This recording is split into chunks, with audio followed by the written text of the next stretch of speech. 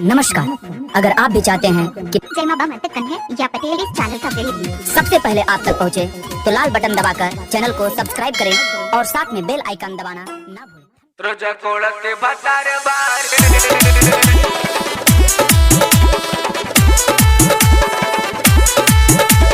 कोळते भतार बारे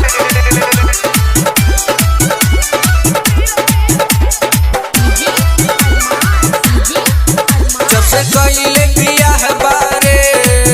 रोजा कोळते भतार बारे रोजा कोळते भतार बारे जब से कइले बियाह बारे रोजा कोळते भतार बारे नाही माने इतने बतिया रे धके तुरी देला खटिया रे जब से कइले बियाह बारे रोजा कोळते भतार बारे जब से कइले बियाह बारे रोजा कोळते भतार बारे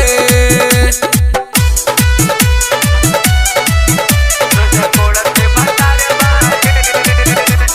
कोळते भतार बारे नाही तनको बडर घुसल रहेला भीतर कहे तोहरा के मजा खूबे आई के हजार तावे मोर मजा लेवला तू थोर लगे पूरा जवानी खा जाई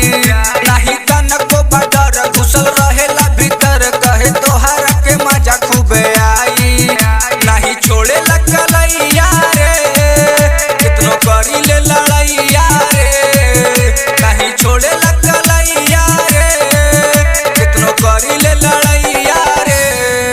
हमर जीवा हैरान बारे रोजा कोळते भतार बारे जब से कइले बियाह बारे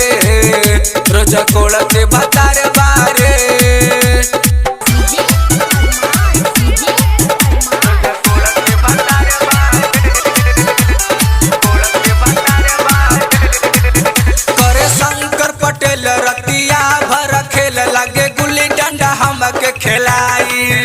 सरवन परदीप सही यार मिलल नहीं कहीं हमके करा से दुखावा सुनाई करे शंकर पटेल रतिया भर खेल लगे गुल्ली डंडा हमके खिलाई परदुम सुनी ले देवरवा हो हमार गरम होता परवा हो परदुम सुनी ले देवरवा हो हमार गरम होता परवा हो